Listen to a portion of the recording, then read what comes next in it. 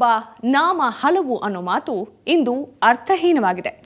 ದೇವರ ಹೆಸರಲ್ಲಿ ನಡೀತಿರೋ ಅಮಾನವೀಯ ಘಟನೆಗಳನ್ನು ನೋಡಿದ್ರೆ ಜಗತ್ತು ಎತ್ತ ಸಾಕ್ತಿದೆ ಅನ್ನೋದೇ ತಿಳಿತಿಲ್ಲ.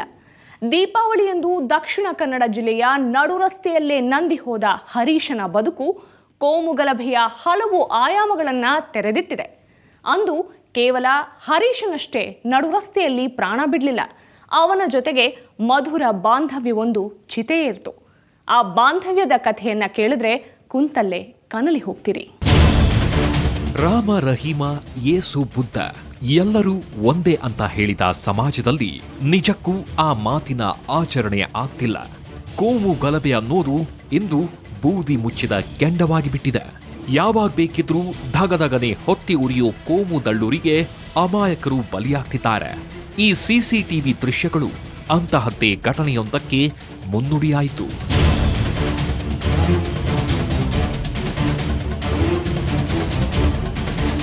ಅಂದು ನವೆಂಬರ್ 12 ಎಲ್ಲವೂ ಸರಿಯಾಗೇ ಇದೆ ಅನ್ನೋ ಹೊತ್ತಿನಲ್ಲೇ ಟಿಪ್ಪು ಜಯಂತಿ ಆಚರಣೆ ವಿಚಾರ ಮಡಿಕೇರಿಯಲ್ಲಿ ಅಗಿಷ್ಟಿಕೆಯ ಬೆಂಕಿ ಹಾಕಿ ಉರಿತಿತ್ತು. ಅದರ ಕಾವು ದಕ್ಷಿಣ ಕನ್ನಡಕ್ಕೂ ಸಹಜವಾಗಿ ವ್ಯಾಪಿಸಿತು. ನಿಷೇಧಾಜ್ಞೆ ಜಾರಿಯಲ್ಲಿದ್ದರೂ ಕೂಡ ಬಂಟ್ವಾಳದ ಎಸ್ಡಿಪಿಐ ಸಂಘಟನೆಯ ಸದಸ್ಯರು ಟಿಪ್ಪು ಜಯಂತಿ ವಿಚಾರವಾಗಿ ತಾಲೂಕು ಕಚೇರಿ ಎದುರು ಜಮಾಯಿಸಿದ್ರು. ತಾಲೂಕು ಕಚೇರಿಗೆ ಮನವಿ ಸಲ್ಲಿಸಬೇಕು ಅಂತ ಮೊದಲು ಎಸ್ಡಿಪಿಐ ಸಂಘಟನೆಯ ಸದಸ್ಯರು ಅಂದುಕೊಂಡಿದ್ರು. ಆದರೆ ನಂತರ ತಾಲೂಕು ಕಚೇರಿ ಆವರಣ ಎಸ್ಡಿಪಿಐ ಸಂಘಟನೆಯ ಅಧ್ಯಕ್ಷರ ಪ್ರಚೋದನಕಾರಿ ಭಾಷಣಕ್ಕೆ ವೇದಿಕೆಯಾಯಿತು.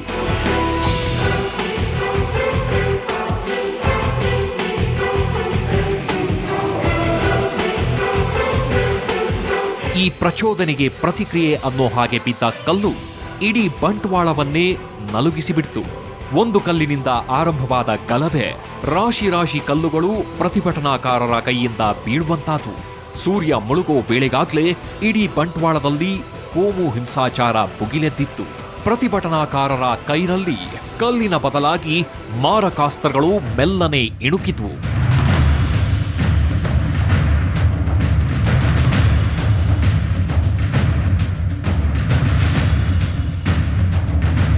ಸಂಜೆ ಸುಮಾರು 7 ಗಂಟೆ ಲಕ್ಷ್ಮೀ ಪೂಜೆಯ ಸಮಯ ಅದು.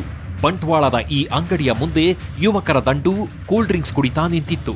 ಕೂಲ್ ಡ್ರಿಂಕ್ಸ್ ಹೀರುತ್ತಾ ತಮಾಷೆ ಮಾತುಗಳನ್ನ ಮುಗಿಸಿದ ಕೆಲ ಯುವಕರು ಮನೆ ಕಡೆ ಹೋಗೋಕೆ ಸಿದ್ಧರಾದ್ರು. ಈ ಅಂಗಡಿಯಿಂದ ಮನೆಗೆ ಸ್ವೀಟ್ ತೆಗೆದುಕೊಂಡು ಹೋಗಿದ್ದ ಯುವಕನೊಬ್ಬ ಹಾಲು ತರೋಣ ಅಂತ ಮತ್ತೆ ಅಂಗಡಿಗೆ ಬಂದಿದ್ದ. ಹಾಗೆ ಆತ ಅಂಗಡಿಗೆ ಬಂದ ಮೇಲೆ ಅಲ್ಲಿ ನಡೆದ ಘಟನೆ ನಿಜಕ್ಕೂ ಅಮಾನುಷ. ಹರೀಶ ಮನೆಯಲ್ಲಿ ಹೋದವನು ಆ ಮನೆಯಲ್ಲಿ ಹಾಲಿಲ್ಲ ಅಂತ ಹೇಳಿದಕ್ಕೆ ಹಾಲು ತರಲಿಕ್ಕೆ ಇಲ್ಲಿಗೆ ಅಂಗಡಿಗೆ ಬಂದಿದ್ದಾನೆ. ಇಲ್ಲಿಂದ ಹಾಲು ತೆಕ್ಕೊಂಡು ಸಮ್ಮಿಲನ ಬೈಕಲ್ಲಿ ಹೋಗಿದ್ದಾನೆ. ಹೋಗಿ ಕೆಲವೇ ಕ್ಷಣದಲ್ಲಿ ಅವನು ಅಲ್ಲಿ ಆ ಕಡೆಯಿಂದ ಸತೀಶರೇ ನಮಗೆ ಇದು ಚೂರಿ ಹಾಕಿದ್ದಾರೆ, ಒಂದು ಗಾಡಿ ಮಾಡಿ ಅಂತ ಕೂಗಿಕೊಂಡು ಕೊಬ್ಬು ಬರ್ತಿದ್ದ.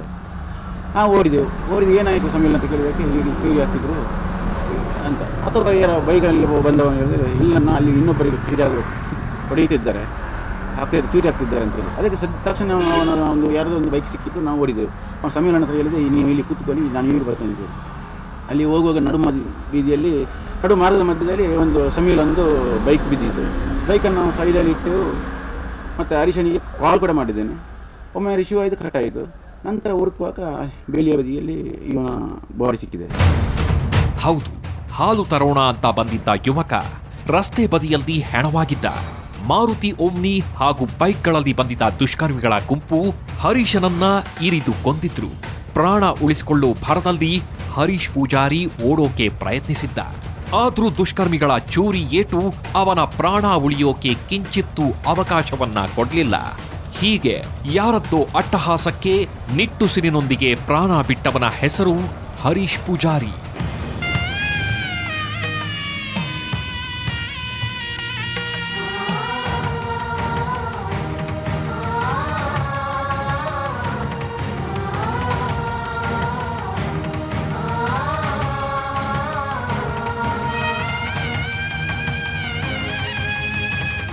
ಅಂದು ಹರೀಶ್ ಪೂಜಾರಿ ಜೊತೆಗೆ ಮತ್ತೊಬ್ಬ ಯುವಕ ಹತನಾಗ್ಬೇಕಿದ್ದ. ಆದ್ರೆ ಆತನ ನಸೀಬ್ ಚೆನ್ನಾಗಿತ್ತು. ತಲೆ ಮೇಲಿದ್ದ ಶ್ವೇತವರ್ಣದ ಟೋಪಿ ಅವನ ಪ್ರಾಣ ಉಳಿಸಿತ್ತು. ದುಷ್ಕರ್ಮಿಗಳು ಈತನ ಮೇಲೆ ಮುಗಿಬಿದ್ರು. ಅವರು ಪ್ರಾಣ ತೆಗೆಯೋ ಮೊದಲೇ ಆ ಯುವಕ ಎಚ್ಚೆತ್ಕೊಂಡು ಬೇರಿ ಕಿತ್ತ. ಆದರೂ ಕೂಡ ದುಷ್ಕರ್ಮಿಗಳ ಚೂರಿಯೊಂದು ಅವನ ಪಕ್ಕೆಯ ಕೆಳಭಾಗದಿಂದ ದೇಹಕ್ಕೆ ಇಳಿದಿತ್ತು. ಖುದಾಗವ. ಆದ್ರೆ ಆತ ಪ್ರಾಣಾಪಾಯದಿಂದ ಪಾರಾದ. ಹೀಗೆ ಜೀವ ಉಳಿಸಿಕೊಂಡ ಯುವಕನ ಹೆಸರು ಸಮೀವುಲ್ಲಾ.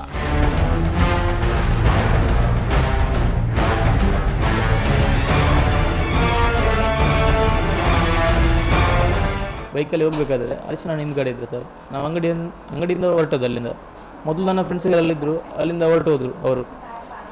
ನಾನಿಂದ ಸ್ವಲ್ಪ ಒಂದು ಜಸ್ಟ್ 2 ನಿಮಿಷ 3 ನಿಮಿಷ ಮುಂಚೆ ಹೋದ್ರು. ನಾವು ಹೋಗುವಾಗ ಅಲ್ಲಿಂದ ಸ್ವಲ್ಪ ಒಂದು 100 ಮೀಟ್ರ್ ಹೋದ್ವಿ ಅಷ್ಟೇ. ಅಲ್ಲಿಂದ ಅಲ್ಲಿಗೊಂದು ಓಮ್ನಿ ಅಡ್ಡ ಬಂತು. ನಮ್ಮನ್ನು ನಾನು ಓಮ್ನಿ ನೋಡುವಾಗ ಓಮ್ನಿ ಹಿಂದ್ಗಡೆ ಎಲ್ಲ ಚಾಕಲ್ಲಿ ಹಿಡ್ಕೊಂಡು ಅಡ್ಡಿಗಿದ್ದಾರೆ. ನಮ್ಮನ್ನವರು ಸುಡುವಾದ ತಕ್ಷಣ ನಮಗೆ ಅಟ್ಟಕ್ಕೆ ಮಾಡಲಿಕ್ಕೆ ಬಂದರು. ನಾನು ಬೈಕ್ನಲ್ಲಿ ದುಡ್ಡು ಹಾಕಿ ಓಡಿ ಬಂದದ್ದು. ಅವನ ಹತ್ರ ಓಡುವಾಗ ಒಂದು ಹೇಳಿದ್ದೇನೆ, ಏನಂದರೆ ಇದು ಓಡಾರಿಸಿ ಅಂತ ಒಂದು ಮಾತು ಹೇಳಿದ್ದೇನೆ.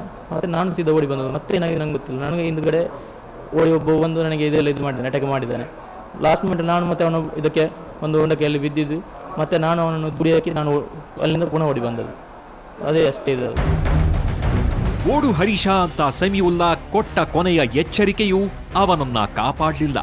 ಕಡೆ ಪಕ್ಷ ಬೈಕಿನ ಹಿಂಬದಿಯಲ್ಲಿ ಕೂರಿಸಿಕೊಂಡು ಬಂದ ಗೆಳೆಯನನ್ನ ಮನೆ ತಲುಪಿಸೋಕೆ ಆಗ್ಲಿಲ್ವಲ್ಲ ಅನ್ನೋ ಕೊರಗು ಈತನ ಬದುಕಿನದ್ದಕ್ಕೂ ಉಳಿದು ಬಿಡುತ್ತೆ. ಜೀವನದಲ್ಲಿ ಅಂದರೆ ನನಗೆ ಎಲ್ಲರೂ ಒಂದೇ ಥರ. ಯಾರು ಅವನು ಮುಸ್ಲಿಂ, ಇವನು ಹಿಂದೂ, ಕ್ರಿಶ್ಚಿಯನ್ ಅಂತ ಏನು ನನಗಿಲ್ಲ. ನನಗೆ ಎಲ್ಲರೂ ಸ್ನೇಹಿತರೆ, ಎಲ್ಲರೂ ಬೇಕು.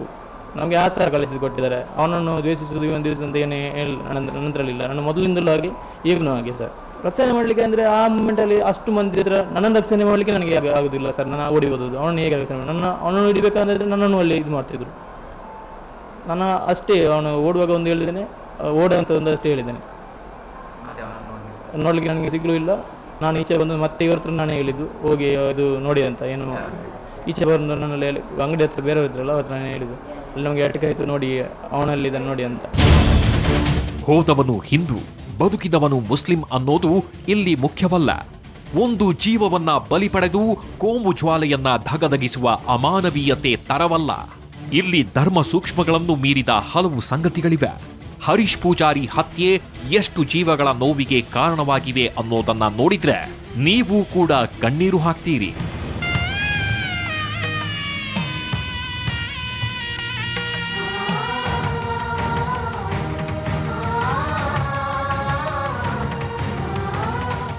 ಹರೀಶ್ ಪೂಜಾರಿ ಯಾವ ಸಂಘಟನೆಗೂ ಸೇರಿದ್ದ ಯುವಕನಾಗಿರಲಿಲ್ಲ.